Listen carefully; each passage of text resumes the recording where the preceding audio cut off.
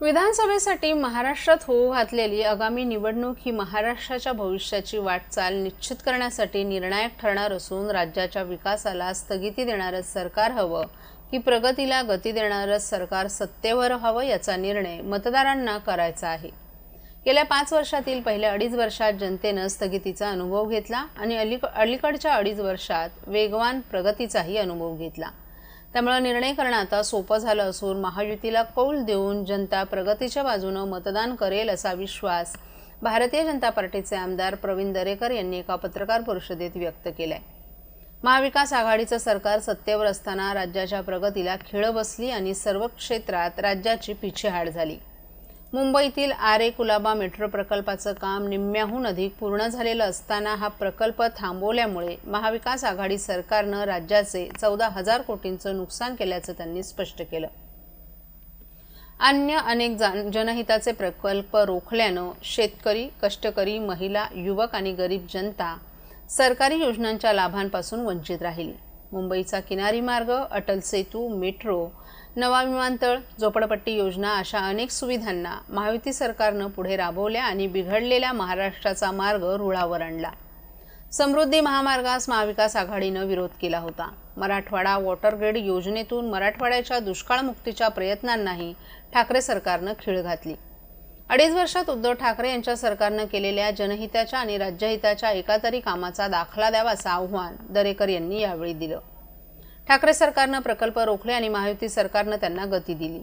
ठाकरे यांच्या नेतृत्वाखालील महाविकास आघाडी केवळ सत्तेसाठी निवडणुका लढवत आहेत, तर आमची महायुती विकासाच्या प्रकल्पांना गती देण्यासाठी आणि काम दाखवून मतं मिळवण्यासाठी निवडणुका लढवत आहे, असा दावाही प्रवीण दरेकर यांनी केला। सरकारनं ठरवलं तर विकासाचे शानदार उपक्रम सरकार राबवू शकतं, हे महायुती सरकारनं सिद्ध केलंय। विकासासोबत समाज जीवनाचा स्तर उंचावण्याच्या योजनाही राबवण्याची गरज ओळखून लाडकी बहीण योजना राज्यात सुरू केली। ज्येष्ठ नागरिक, महिला, शेतकरी अशा अनेक घटकांसाठी महायुती सरकारनं आखलेल्या योजनांमुळे राज्याच्या सामाजिक विकासालाही गती मिळाल्याचा दावा दरेकर यांनी केला। यावेळी आमदार ॲडव्होकेट निरंजन डावखरे, शहर अध्यक्ष संजय वाघोले, प्रदेश प्रवक्ते सागर भदे आणि मृणाल पेंडसेही उपस्थित होते। पटोले, पवार, ठाकरे यांच्या महाविकास आघाडीनं आपल्या सत्ता काळात अनेक घोषणा केल्या, अनेक आश्वासनं दिली, परंतु त्यापैकी एकही आश्वासन पूर्ण केलं नाही, एकही घोषणा अंमलात आणली नाही असं सांगून दरेकर यांनी महाविकास आघाडीच्या नाकर्तेपणाचा पाढा या पत्रकार परिषदेत वाचला।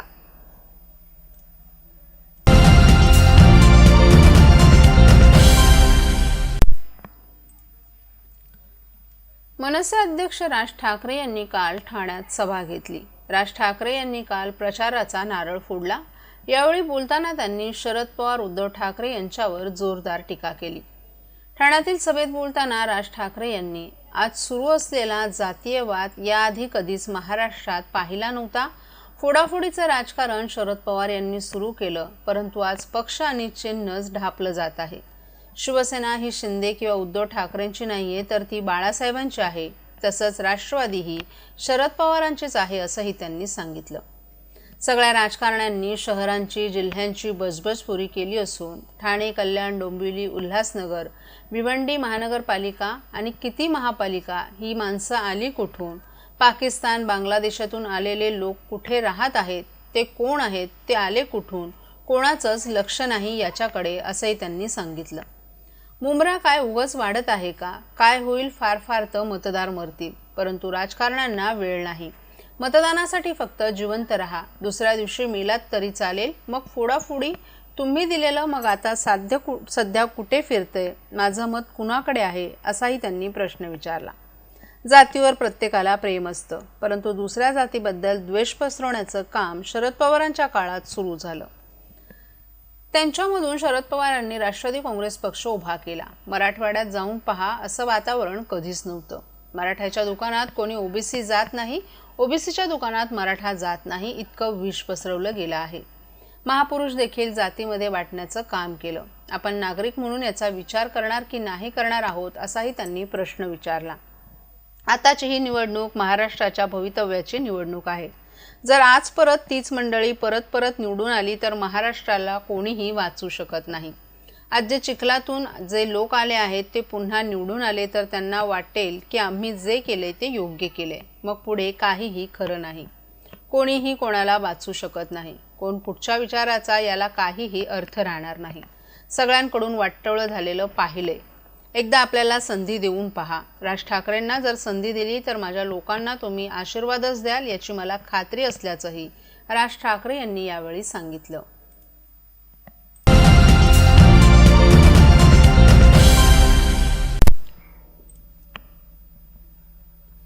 छत्रपती शिवरायांच्या गडकिल्ल्यांसाठी लढणारा एकमेव आमदार म्हणजे ठाण्याचे संजय केळकर आहेत. एखाद्याच्या कल्पनेतही येणार नाहीत, किंबहुना प्रश्नाला हात घालायला 10 वेळा विचार करतील असे प्रश्न आमदार केळकर आग्रहाने आणि आक्रमकतेने विधिमंडळात मांडतात, अशी स्तुती भाजपचे मुंबई अध्यक्ष आमदार आशिष शेलार यांनी संजय केळकर यांच्याविषयी बोलताना केली आहे. ठाणे शहर विधानसभा मतदारसंघातील भाजप, शिवसेना, राष्ट्रवादी, रिपाई महायुतीचे उमेदवार संजय केळकर यांच्या आपला माणूस हक्काचा माणूस या कार्यअहवालाचं प्रकाशन काल ठाण्यात भाजपचे मुंबई शहर अध्यक्ष आशिष शेलार यांच्या हस्ते करण्यात आलं. यावेळी आमदार शेलार बोलत होते. जनसेवक संजय केळकर या संगीतमय ऑडिओचं अनावरणही आमदार शेलार यांनी केलं. यावेळी शिवसेना खासदार नरेश मस्के, आमदार निरंजन डावखरे, भाजप जिल्हा अध्यक्ष संजय वाघोले, राष्ट्रवादीचे जिल्हा अध्यक्ष आनंद परांजपे, शिवसेना शहर प्रमुख हेमंत पवार, माजी उपमहापौर सुभाष काळे, रिपाईचे भास्कर वाघमारे आदींसह अनेक माजी नगरसेवक तसंच पदाधिकारीही मोठ्या संख्येने उपस्थित होते. पक्षाच्या मुख्य प्रतोद म्हणून 10 वर्ष विधिमंडळात आमदार केळकर यांची कारकीर्द आपण जवळून पाहिल्याचं आमदार शेलार यांनी सांगितलं. कधीही अकराळस्तेपणा नाही, स्वच्छ चारित्र्याचा, प्रामाणिक, स्पष्ट विचारांचा कार्यकर्ता आणि संवेदनशील मनाचा विकास पुरुष अशा आमदार संजय केळकर यांनी अकृषी कर रद्द, टोलमाफी यांसह शिक्षणापासून ते मोकळ्या जागा, बगीचे, कोपरी पूल आणि ऐतिहासिक रेल्वे इंजिनापर्यंत अनेक प्रश्न धसास लावले. एखादा 10 वेळा विचार करेल असे प्रश्नही त्यांनी विधिमंडळात मांडले. किंबहुना छत्रपती शिवाजी महाराजांच्या गडकिल्ल्यांसाठी सतत लढणारा एकमेव आमदार म्हणजे संजय केळकर असल्याचंही आमदार शेलार यांनी सांगितलं.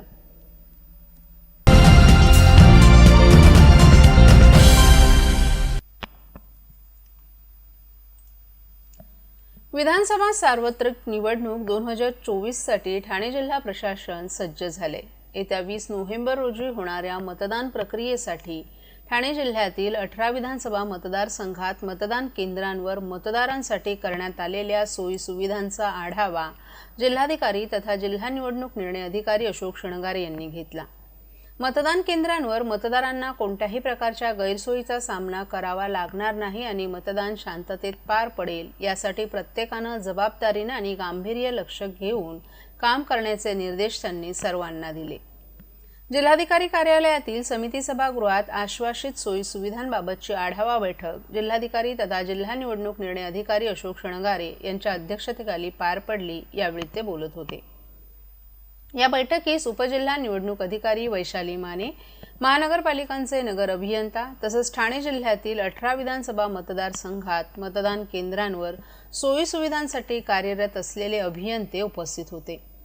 ठाणे जिल्ह्यातील विधानसभा मतदारसंघातील सर्व मतदान केंद्रांवर मतदारांसाठी सूचना फलक, दिशादर्शक, दिव्यांगांसाठी रॅम्पची सुविधा, मतदार सहाय्यक केंद्र, पुरेशी व्यवस्था, मंडप व्यवस्था, पिण्याच्या पाण्याची सोय, स्वच्छतागृहे, प्रतीक्षालय, रांगेतील मतदारांसाठी खुर्च्यांची व्यवस्था तसंच मंडपात असलेल्या मतदार केंद्रांनजीक मोबाईल टॉयलेटची व्यवस्था, प्रथमोपचार सुविधा, मतदान केंद्रांवर पाळणाघर तसंच दिव्यांगांसाठी व्हीलचेअरची सुविधा, पार्टिशनमध्ये तयार करण्यात आलेल्या मतदान केंद्रांवर लावण्यात येणाऱ्या रांगांसाठी जागेची उपलब्धता आदी सर्व सुविधा देण्याच्या दृष्टीनं प्रत्येक निवडणूक निर्णय अधिकाऱ्यांनी नियोजन करायचं आहे. तसंच मतदान केंद्रांवर आदल्या दिवशीपासूनच जाणाऱ्या मतदान प्रक्रिया पार पाडण्यासाठी नियुक्त करण्यात आलेल्या कर्मचाऱ्यांना लागणारे आवश्यक साधन सामुग्री देखील उपलब्ध करून देण्याच्या सूचना या बैठकीत देण्यात आल्या. तसंच त्या मतदान केंद्रांवर काही अडचण निर्माण होत असतील तर त्याबाबतची माहिती तात्काळ कळवावी, त्यावर योग्य तो तोडगा काढण्यात येईल असंही जिल्हा निवडणूक निर्णय अधिकारी अशोक शृंगारे यांनी नमूद केले. आपल्याला लोकसभेच्या वेळेला भारत निवडणूक आयोगाकडून सूचना प्राप्त झाल्या होत्या की ज्या हायराईज बिल्डिंग्स आहेत त्यामध्ये मतदानाच्या प्रमाण कमी असतो, तर ते ते वाढवण्यासाठी आपल्याला सहकारी गृहनिर्माण संस्था किंवा ज्या उंच इमारती आहेत हायराईज बिल्डिंग, अशा ठिकाणी आपल्याला काही मतदान केंद्र स्थापन करता येऊ शकतील का, याची आम्ही असेसमेंट केली जिल्हाभरामध्ये. आणि आपण जिल्ह्यामध्ये हायराईज बिल्डिंग किंवा कोऑपरेटिव्ह हाऊसिंग सोसायटीमध्ये 337 मतदान केंद्र स्थापन केलेले आहे आणि 252 मतदान केंद्र आपण स्लम क्लस्टरमध्ये केलेले आहे, जेणेकरून आपण मतदाराला फॅसिलिटेशन ॲट हायेस्ट लेवलला आपण फॅसिलिटेशन करू आणि त्यांना मतदानाला येण्यासाठी प्रवृत्त करायचा आपण प्रयत्न करतो.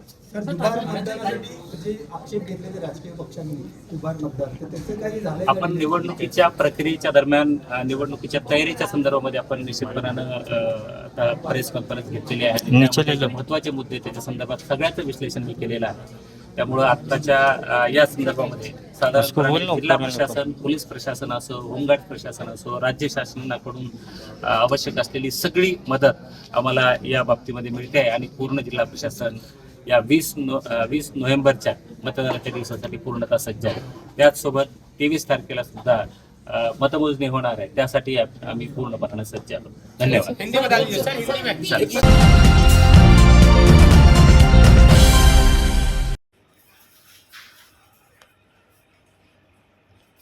कोळीवाडा आणि गावठाण क्लस्टर रद्द करण्यासाठी समाजसेवक संगम डोंगरे यांची राष्ट्रपतींना विनंती.